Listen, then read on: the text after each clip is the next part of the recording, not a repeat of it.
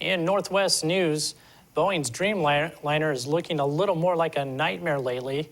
The company says it has extreme confidence in its 787, even as federal investigators try to determine the cause of a fire that prompted new worries about the plane.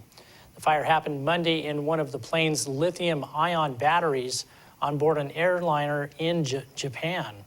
Mike Sinnett is Boeing's chief engineer for the 787, and he wouldn't comment on the specifics of the incident, but said today that the area around the battery is designed to withstand a fire. It is the latest glitch for the high-profile jet that has a lot riding on it, both for Boeing and Washington State. Boeing has delivered 49 of the 787s so far and has about 800 more on order. Washington is known worldwide for big companies other than Boeing. Microsoft and Nintendo are based in Redmond. This week, they took part in the Consumer Electronics Show, which showcased a number of new products featuring the latest technology.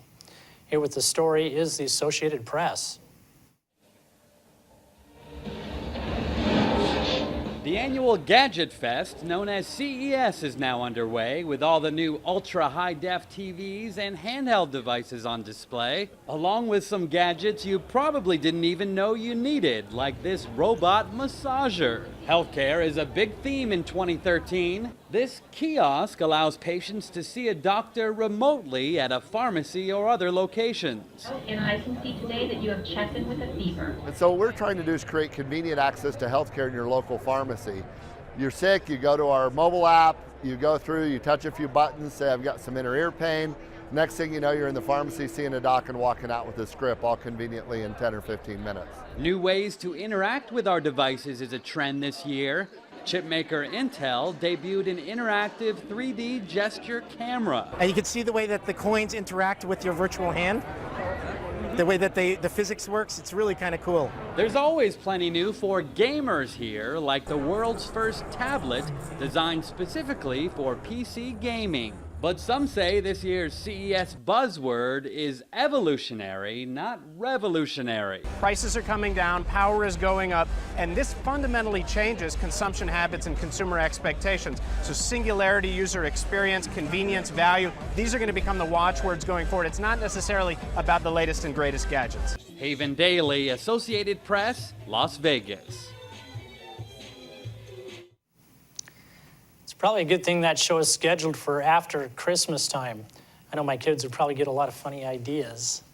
Speaking of kids, the way they get their education could change. The Washington State Board of Education is getting ready to take the next step toward opening Washington's first charter schools. The board is talking about drafting rules for authorizing and establishing charter schools during its meeting in Tumwater today. The rules will establish an annual application and approval process and timelines for local school boards that want to authorize charter schools. The rules will set criteria for evaluating groups that want to open charter schools and tracking their progress once they do. In November, voters approved adding charter schools to the mix of public schools in Washington.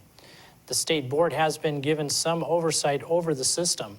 The charter initiative also established a charter school commission to manage other parts of the process. If you don't drive much or have short drives to everything you need, then the state's idea to tax vehicles will sound good. Washington State transportation officials are exploring whether to charge drivers by the mile to use state highway and roads. A steering committee of transportation experts recently concluded its feasibility to move the state away from gasoline taxes to a pay-as-you-go road fee system. Transportation Secretary Paula Hammond says the question now is whether the idea is acceptable for the state and in what form. The Washington Transportation Commission is expected to ask state lawmakers for money to study further how the idea would work.